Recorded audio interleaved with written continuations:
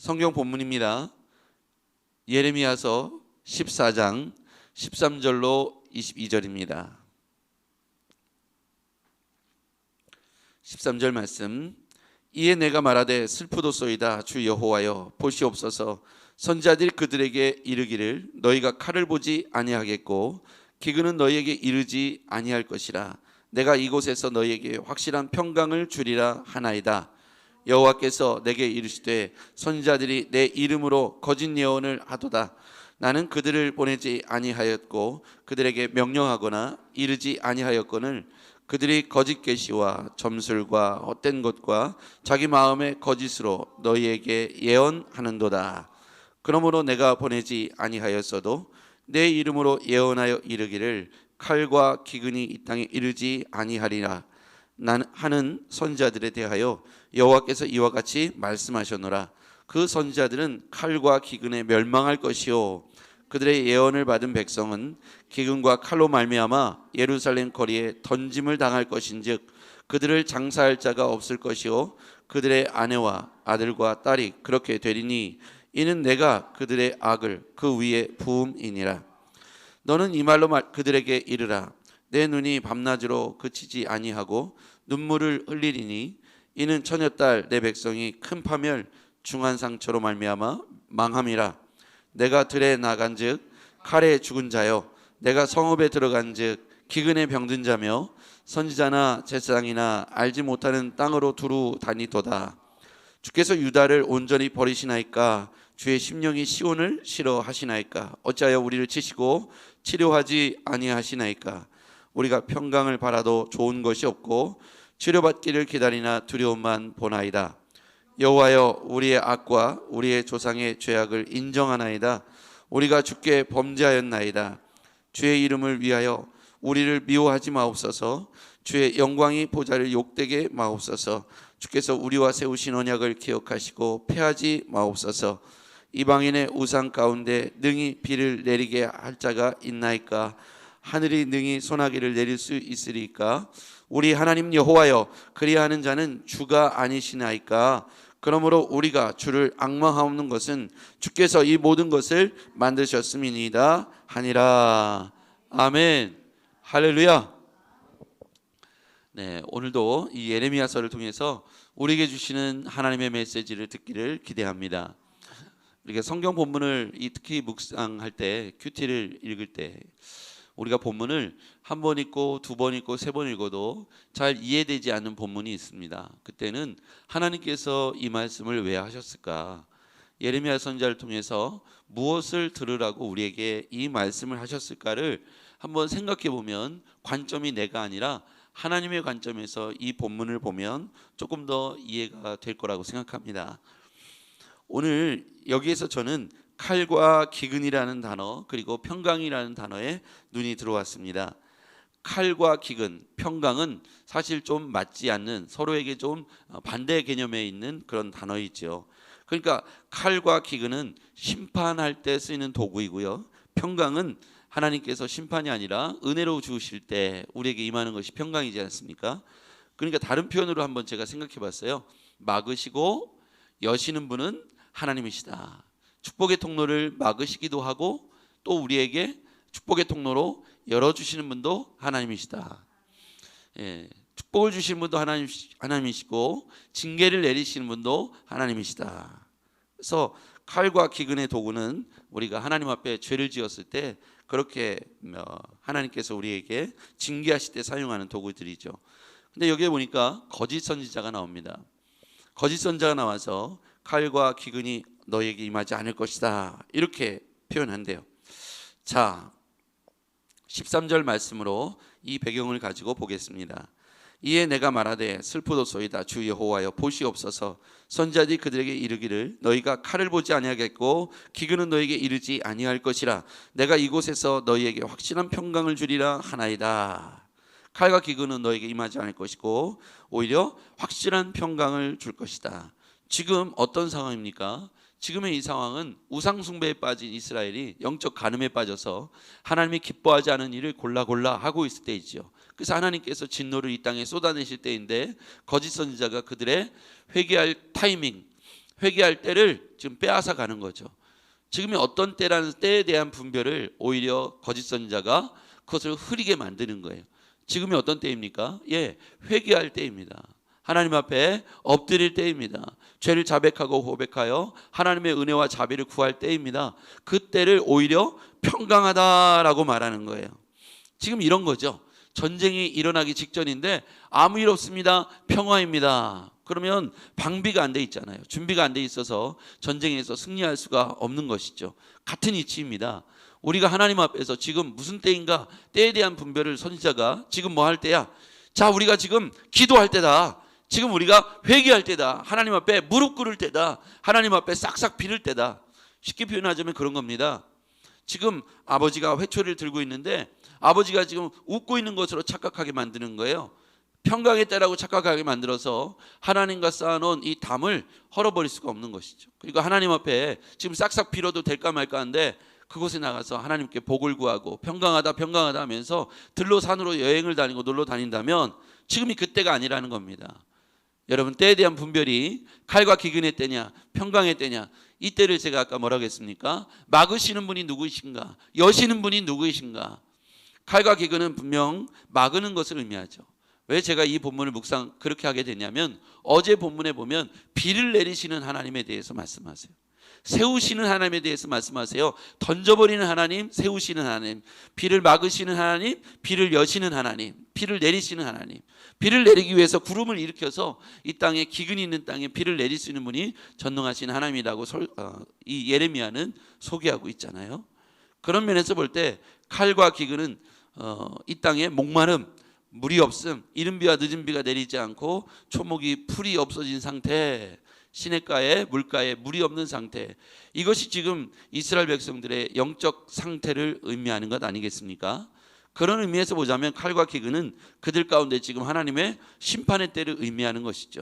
하나님의 심판의 때 이스라엘 백성들이 온 백성이 왕부터 모든 백성이 이르기까지 죄를 뒤집어 쓰고 베옷을 입고 하나님 앞에 회개하고 통곡하고 그러할 때인 것이죠. 지금 거짓 예언하는 선지자에 의해서 평강하다, 확실한 평강의 때다 이렇게 말하므로 그들이 깨닫지 못하고 하나님 앞에 그렇게 엎드려 기도하지 않고 있다는 것이죠.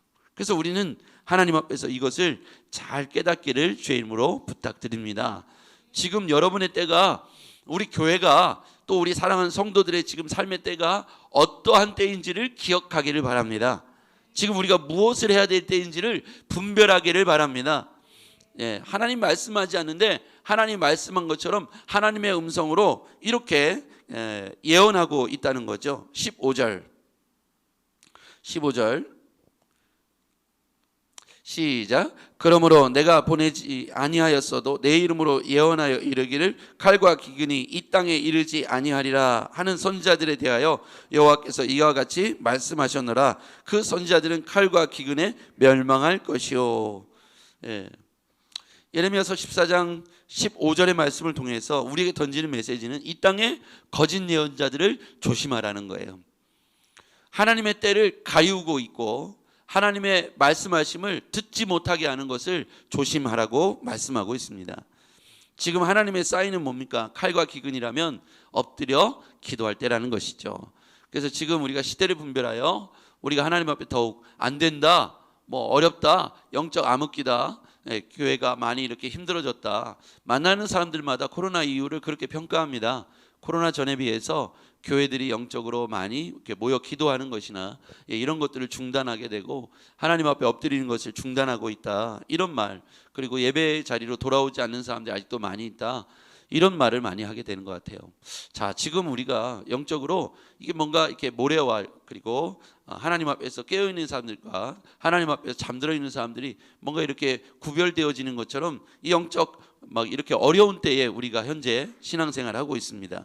지금의 때는 기근과 칼 그리고 이런 모든 것들이 우리에게 고통 중에 있다면, 영적 암흑기라면 우리 교인들은, 우리 사랑하는 성도들은 더 나와서 하나님 앞에 기도하고 부르짖고 주의 백성들을 위하여 중보해야 될 줄 믿습니다. 우리 아이들이 세상으로 떨어져 나가지 않도록, 신앙에 연약한 우리의 성도들이 세상에 빠지지 않도록 더욱 깨어서 우는 사자와 같이 두루 삼킬 자를 찾는 이 영적 암흑기에 교회가 깨어있고 가정이 깨어있고 한 사람 한 사람이 깨어나기를 주의 이름으로 축복합니다. 하나님의 영으로 일어나고 깨어나기를 바랍니다. 우리 교회 안에도 잠들어 있는 사람이 있으면요, 이렇게 은혜의 때 사단의 역사가 잠들어 있는 가정과 잠들어 있는 한 사람 한 사람에게 찾아가서 우는 사자와 같이 그들의 영혼을 갉아먹고 물어버리는 거예요.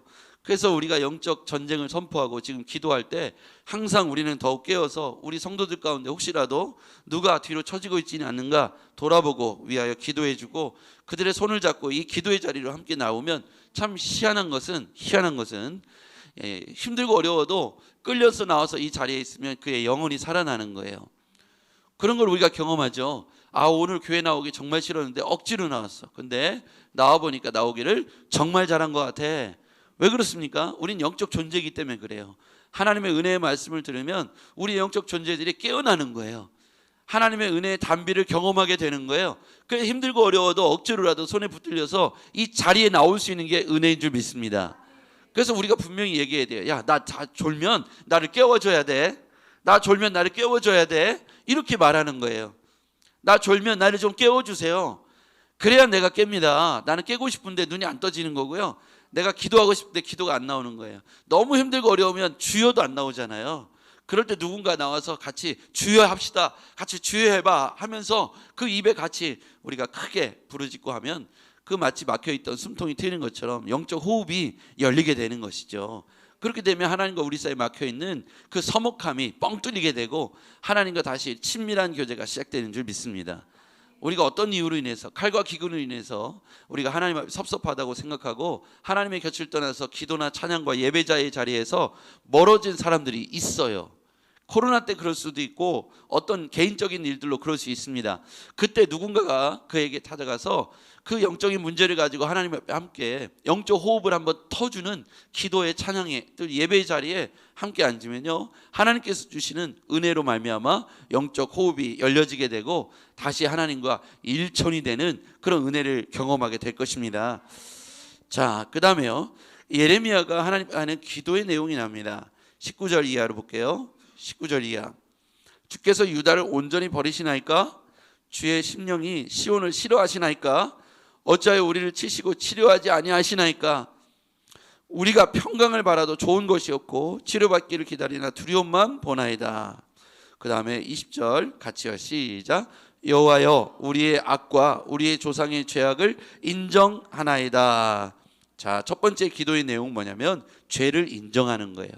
죄를 인정하는 거예요. 하나님, 우리가 이렇게 죄를 지었습니다 하고 죄를 인정하는 거예요. 그러니까 우리가 기도할 때 첫 번째 하는 기도의 내용은 죄 인정 자백입니다. 우리가 하나님, 우리 공동체가 이런 죄를 지었습니다. 우리 가정이 이런 죄를 지었습니다. 제가 하나님 앞에 이런 죄가 있습니다 하고 죄에 대한 인정이에요. 두 번째 21절 시작. 주의 이름을 위하여 우리를 미워하지 마옵소서.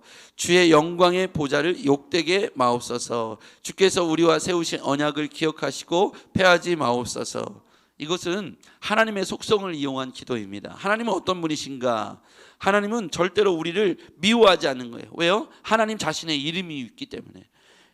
하나님은 어떤 분이십니까? 하나님은 아가페 하나님이십니다. 사랑입니다. 그렇게 구약과 신약을 하나로 압축해서 꽉 짠 다음에 하나의 단어가 나올 텐데 사랑과 공의죠. 사랑의 하나님이세요. 그 하나님은 자비와 긍휼이 많으세요. 아가페 하나님이세요. 사랑해 주십니다. 그리고 우리를 미워하지 마십시오. 하나님의 사랑의 속성을 이용해서 우리가 그렇게 기도할 수 있고요. 주의 영광을 욕되게 하지 마옵소서. 그리고 세우신 언약을 기억하시옵소서. 하나님은 우리에게 언약하신 바를 신실하게 이행하시는 분이세요.